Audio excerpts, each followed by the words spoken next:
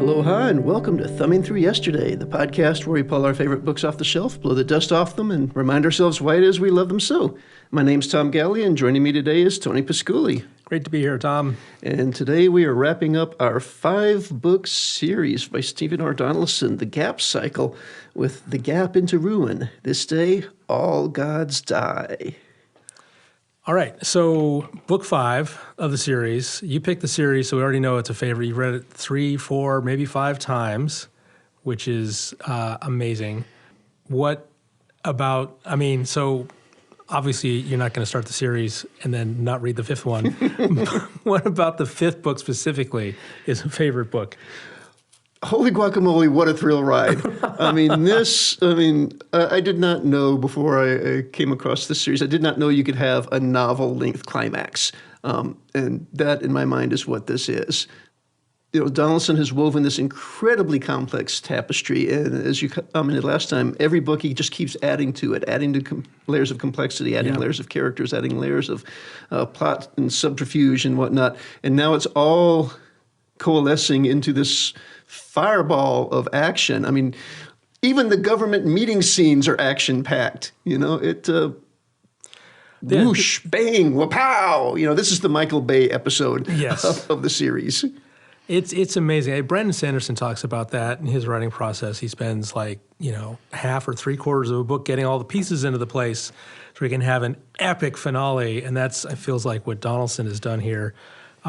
Is because this is epic. This is by far the most exciting and most interesting book of the series for me. In fact, you couldn't start with this book, but man, if I could have read this series in reverse order, I would probably like it 10 times as much. Because that first book put me off so much, but this last book is terrific. It's really good. Yeah. Yep.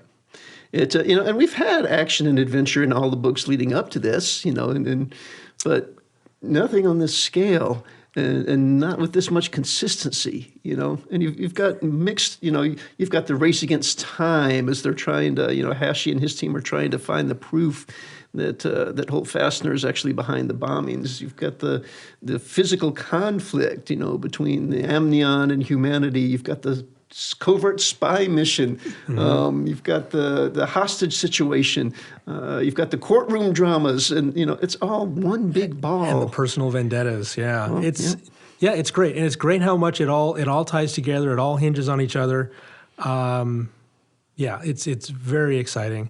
It's interesting. The second, third, fourth, and fifth books all sort of follow a pattern for me of sort of setting up a bunch of stuff and then having a really exciting set piece at the end. Like in the end of the 4th book, the big set piece was the space battle. Mm-hmm. And here, it's just like you say, it's just all set piece from almost from beginning to end. However, there was a thing that really puts me off of this book. Not so much that I didn't enjoy it, but there's so many POV characters. There's so many POV characters. We're switching around frantically from character to character. And not all those POVs I really kind of want or enjoy. But Donaldson does a thing where I call it the 2 steps back, 1 step forward shuffle. Actually, the other way around, 1 step back, 2 steps forward shuffle. Where every time we switch to a new POV, the first thing that new POV character does is reflect on everything that just happened in the previous chapter. And it's just like, oh my God, we just did this. Yeah. And then sort of leaping ahead again with the next exciting part. And it's like, that wasn't necessary for me. But other than that, this was great. So now one of the fun things, there's so many fun things in this. Okay, I'm just going to throw this out there. Throw it out. Donaldson really likes the word apotheosis. Oh, is that the word you picked out? Yeah. Now, this is the sort of word that I think most people might utter 2 or 3 times in a lifetime. Yeah. Right? And it ends up being one of the critical words, one of the words that will free Angus from some of the restrictions of his data core. Yes. And I wanted to mention this in an earlier recording session, but I didn't want to tip my hand. But he sprinkles it through the entire series. We have, Morn is craving a sexual apotheosis when she's using the Zorn Zorn control, the zone control to placate Nick. 3 or 4 times during these other books and completely unrelated things, he slips apotheosis in there. I don't know if he's priming us for it to be this important word, but he doesn't do it with the other secret words. Interesting. At least apotheosis is a word that I had heard before. He's got another word which he uses extensively, especially in books 4 and 5, brisance. That he does. I had never heard that before. It's such a singular word, and it's just like, I'm just going to use this everywhere. And brisance, by the way, is the quality of expanding rapidly to the point of being an explosion. Yeah. Well, the Amnion use slow brisance drive in their big-ass warships. Yeah, he does. There's a few of those that he likes to toss in there, but I just found it intriguing, or odd rather, that one of the words, and there's the other one is vasectomy, and then the other one's a word that I have seen in print and never tried to pronounce before. Go for it. Sepulcher. Sepulcher. There we go. Which, by the way, he should have watched some Marvel movies. If you've got a key phrase to make changes to the programming, it shouldn't be a word that somebody could accidentally say, right? It should be a series of abstract. But whatever. Yeah. Because, Diaz does a cool job of slipping that into casual conversation with Angus. Yes. And, of course, there's also the word to melt his brain. So, yeah, that's sepulcher, right? Yeah. Apotheosis is the word to free him of all restrictions. No. I think that gives him access to the databases. Access to the databases, yes. Voluntary and vasectomy is the word that frees him of all limitations so he can actually attack UMCP personnel. Yep. Yeah. What a choice, what a hard choice that was for Warden Dios to make. I mean, yeah. He knows, he is imprisoned on an Amnion ship with mutagens in his veins at that point. And he knows how Angus got that information. He knows the kind of person that Angus is. But he trusts the fact that Morn has chosen to trust Angus, and he rolls a dice and frees him. Yeah. And here we see Angus drift even farther from himself, right? When Angus himself comes up with the plan to both free Dios and destroy the Amnion warship, even though he's no longer compelled. In fact, he was refusing to do it when he was compelled. Yes. Yeah, it's good. I think one of the things about Angus is that if nothing else, he's consistent. There's someone who's got a great quote about they'd rather trust a liar than an honest man, because you can always count on a liar to be self-interested and do what you expect them to do. And an honest man is going to just do some arbitrary random thing in the name of nobility sometimes. They're very hard to predict. So even though the liar's a liar, you can plan around him, whereas the honest man is a random variable. Yeah. So, and Angus is very much that. He's so true to being Angus. Yeah.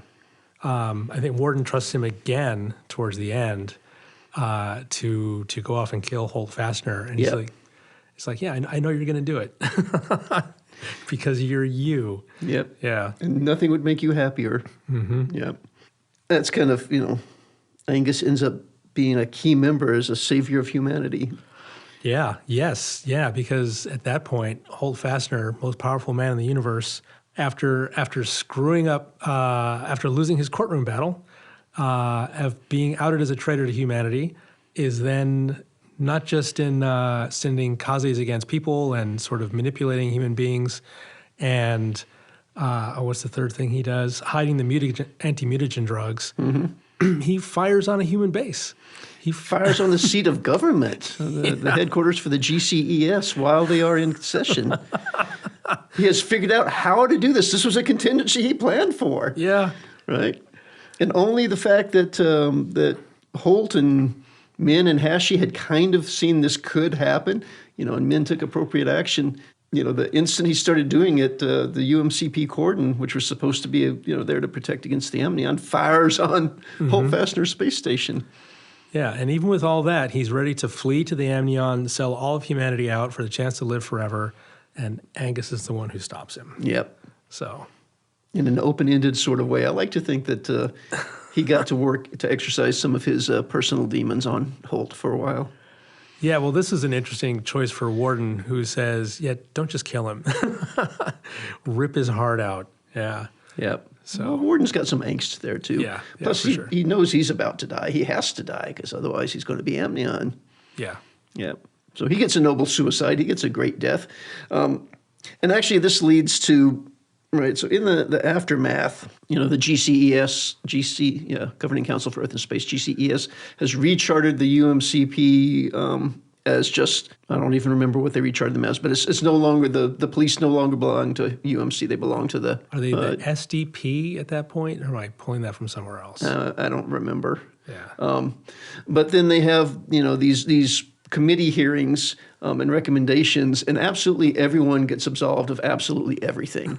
And I just think that is far too reasonable a way for a governing council to behave. I can't believe, despite the fact that they have all survived this thing and they all have a newfound appreciation for life and a newfound respect for what Warden Diaz was actually doing and for how horrible a dragon was, they're never going to agree enough that everyone gets absolved of everything, Okay, I noted that, and at the same time, I was like, yeah, I don't object to this, because that's what I wanted. Yeah, it's a happy ending. And Donaldson books, as screwed up as they are, Donaldson books do tend, or at least Donaldson stories, I shouldn't say books, but the Donaldson stories do tend to give us happy endings. Yeah. That moment, that conclusion also struck me as very Heinlein-esque, where the good guys get all their ducks lined up in a row, and the bad guys just take their just punishment. And yeah, it seems after all the calumny and invective of the court session up to that point, or council session up to that point, then they're just like, everybody steps up and does the right thing. It's just like, not only will we honor Warden Diaz's wishes with respect to you, we award you these medals of valor. Yep. Yeah, but at the same time, even though I was kind of going, we're 600 pages into the book at that point. I don't have the energy to hear this drawn out in a more realistic 200 or 300 pages of arguing.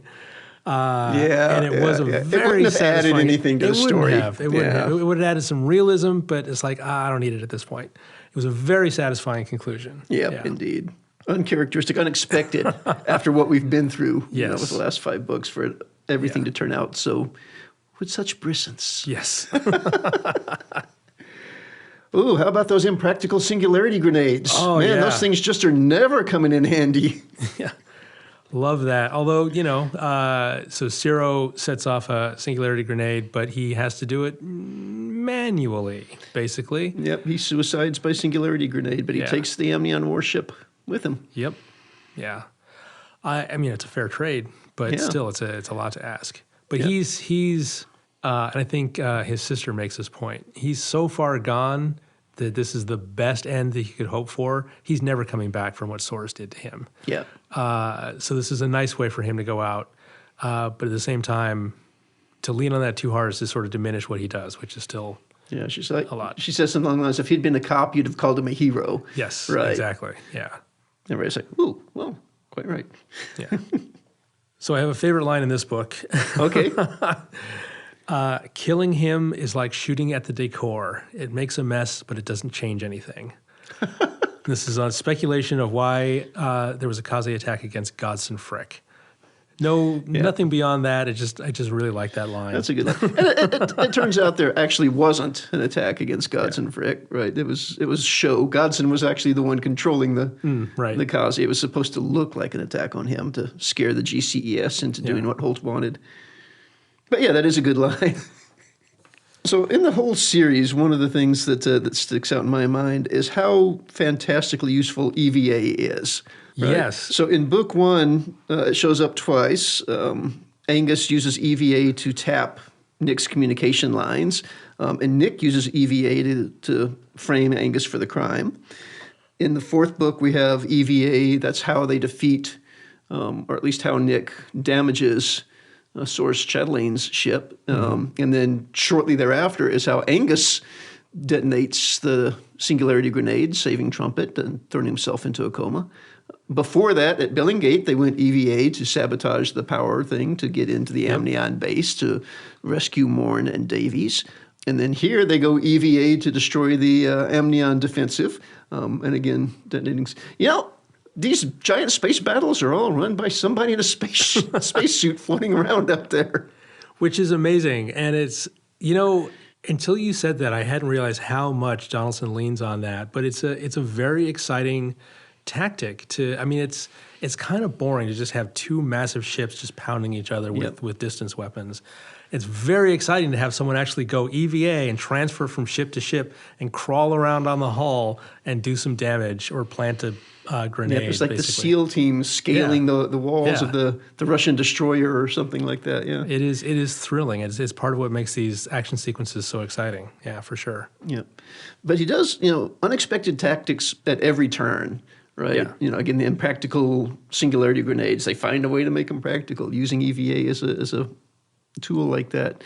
There's some stuff that happens when Angus is slave to the data core that's also unexpected, but ends up working out to Trumpet's and to the crew's advantage. But it's also how they end up with Nick in charge of Angus, right? Because Angus is not allowed to go back to Earth, right? So he's supposed to get caught, right? So he turns on the homing beacon and he sets a course and he goes very leisurely with very short gaps, taking his time in between jumps to give Punisher time to catch up to him.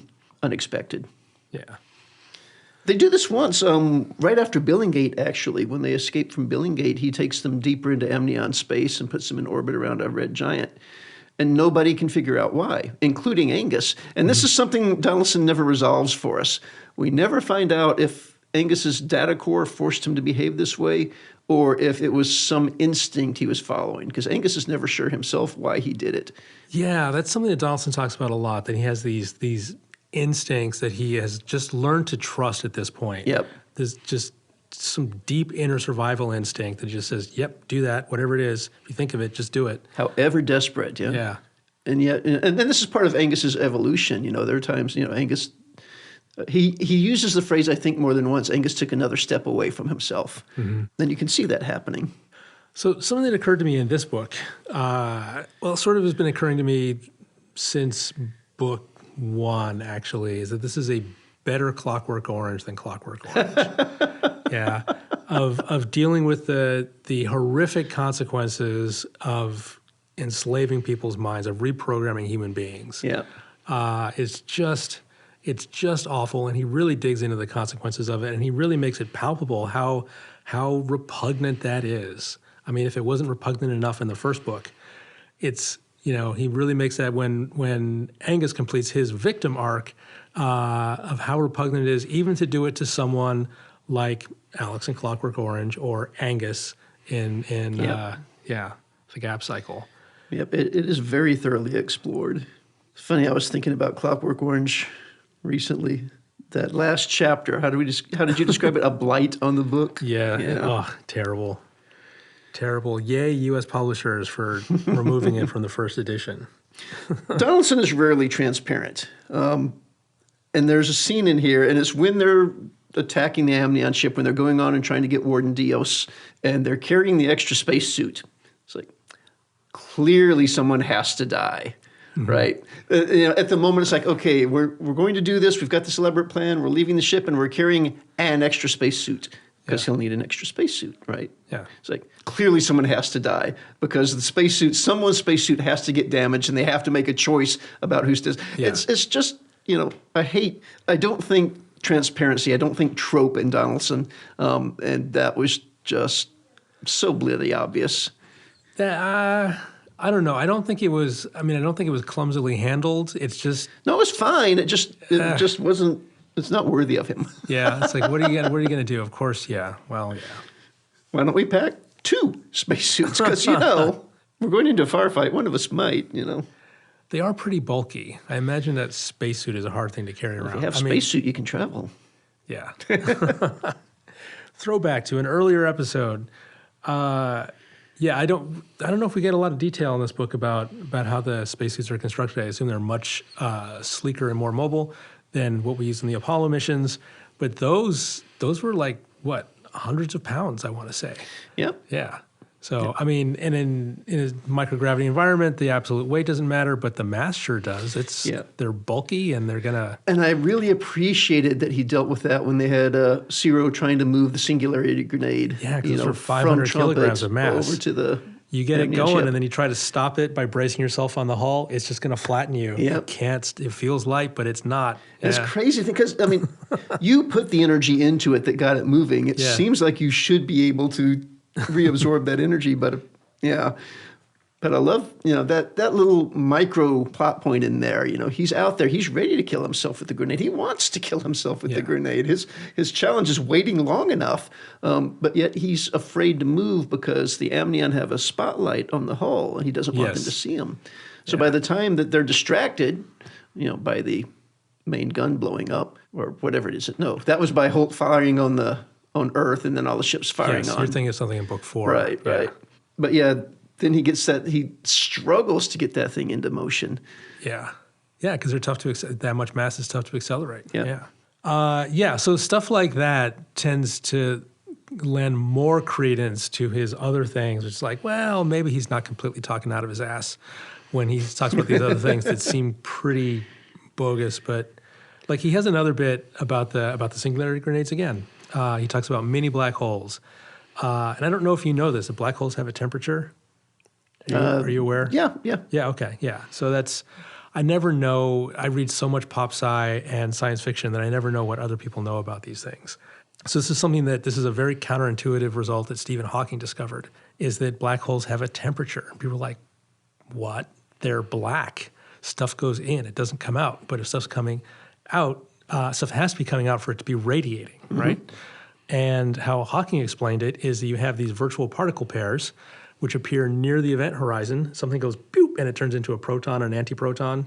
And then the antiproton, or one of them gets sucked in because it's on the wrong side of the event horizon. The other one gets ejected. So it looks as if it's been spit out of the black hole, even though it just appeared near the event horizon. But it has the same effect because the one that goes in slows down the black hole when it absorbs that mass. Yeah, and so this is what Donaldson says. Small black holes burn hotter than large ones. The hotter they burn, the faster they consume themselves. Black hole with the mass of a star remains cool enough to feed and grow, but a black hole with no more mass than a planet might be well less than a centimeter in diameter, a tiny thing despite its vast G, hot as the core of the sun. So, and that is exactly in line with what we believe about black holes today. And a nice little detail, which I really enjoyed. Yeah. So he does. There's some good hard sci-fi in here. There is. Really lends, like I say, it lends credence to the places where it's not quite so hard. Yeah. Yeah. Yeah, like one place where it was not as happy as he's talking about the amnione, and they have their sort of radial symmetry, and they have 4 eyes that are so they have no binocular vision, which seems like a bad plan, but okay. But then this creature which has 4 eyes has 3 arms, and I'm just like, ugh, that bugs me.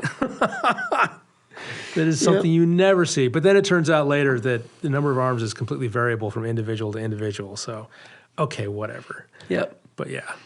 It could be a fashion statement. I don't know.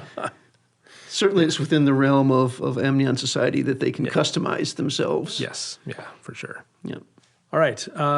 What else? What else about this book? What else do you love? I don't know. Again, there's almost nothing in this book I don't love. And it's all just so tense. But I mean, even when you're talking about we're sitting in a council meeting, they find a way to make it tense. The inner dialogues and the motivations of the characters, knowing that the clock is running with these external events, wondering, I absolutely love when Cletus Fane starts to come apart and say, you can't do this. He won't let you do this. He's going to kill us all. Yes. You have the dragon's assistant, the mouth of the dragon, sitting there saying, he's going to kill us all. That should really tell you something. Yeah. There's just this unrelenting excitement, and excitement from places that you don't expect excitement. Yeah, I really enjoyed, in terms of the council meeting, they did a lot of legwork in book 4 on researching the ID tags of the Kaze and tying that back to Holt Fastner. And this is like, oh, this is definitely going to come into play. And then it doesn't. And it managed to drop just in the nick of time in this council meeting before they take a disastrous vote to give Fastner even more power than he already has, because the guy who has this information can't get an outside line to the person who needs to relay it. Yeah. Yeah, That's some nail-biting tension there. Yeah, Yeah. it was great. Yeah, and he sustains it for almost the entire novel. You know, Yeah. like I said, this is a novel-length climax. Yeah, it was good. This was a really fun read. This was the I enjoyed parts of all of the books except for the first book, but this one I enjoyed almost all the way through. Yeah, it was terrific. So having completed it, Yeah. is this a journey you're happy you took? I can't say that I'm happy I took it, but I will say having completed it, now that I'm on the other side of it, I'm glad that I don't know what to say. I'm glad that it's over. I don't know. I found the conclusion to the series very, very satisfying. But if I had the option to go back to the beginning and it's like, what if I don't know. It's hard to say. It's hard to say. Yeah. There's a lot of darkness and that you have to swallow it to get to the end, you know. And although the end is ridiculously happy, you know, I think if I'd read this earlier in my life, I would have enjoyed it more. Something I've noticed is that I've become more squeamish with some things. Like I'm a fight director, for God's sake. My trade is violence. Violence almost never bothers me in movies or fiction, and the violence in the first two books of this series really troubled me. It was just very uncomfortable. Well, it was very real. Yeah. In a way that, you know, on-screen violence is not, or on-stage violence is not. Usually is not. Yeah. Usually on-screen violence But I mean, sort of defaults into watching, action. Saving Private Ryan. I mean, oh my God, the first 20 minutes of that movie are just so hard to watch. I had the opposite reaction. Really? It just seems so over the top. I'm just like, okay. Yeah. I have a hard time. I have a hard time watching that that just because it seems so believable to me. It's believable, and yet, I don't know. We know the casualty rate wasn't that high. So, I mean, it was high. It was very, very high, and a lot of people died. It was terrible. But the first 20 minutes of that movie looked like if you step foot on that beach, you're going to get ripped in half with machine gun bullets. Yeah. I mean, compared that to, say, Mission Impossible, yes, right, or an Expendables. I mean, the violence in those is so cartoony. There's no reason to feel bad about it. There's a movie called The Kingdom. I don't know if you've ever seen it. I don't think that I have. It's about a bomb that goes off in Saudi Arabia at a U.S. Installation. And normally this would be investigated by Saudi police, and they get a special dispensation to send, you know, American investigators over to investigate this. And all kinds of questions of sovereignty about that. And there's a fight that takes place in that more than any other fight I've ever seen really convinced me that it was two people trying to kill each other as opposed to people, you know, executing some very cool elaborate fight moves to gain an advantage, which would result in the other person's death, and they would win. But this was just like, oh my God, it was so gripping and so tense. It's like, if this person doesn't get this thing in time, he's going to die, and that other person's going to, that level of violence, it was so much more visceral than what you normally see. But even that didn't bother me. I was thrilled by it. Yeah, I was like, oh, this is intense. This bothered me. and probably because a lot of it was sexual violence, which made it much more uncomfortable. Yeah. And it was unrelenting.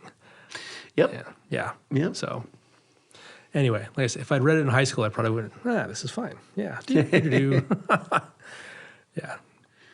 All right. When did you first read these books? You know, I can remember having discussions about them when I was, you know, an undergraduate, just starting college, you know. So this would have been 95, 96. I was having discussions with my friends about them. Yeah. So I was reading them when they were fairly fresh off the press. I might have read them in high school. I don't know. I know what happened was after I discovered Donaldson and I had read the Chronicles of Thomas Covenant, nothing would do but I read everything I could get my hands on by Donaldson. Yeah. You know, and I was jumping up and down waiting. It's like, you got to write a second Chronicles. You got to write the Chronicles of Lyndon Avery, which he never did. Stephen, you listening out there? Chronicles of Lyndon Avery.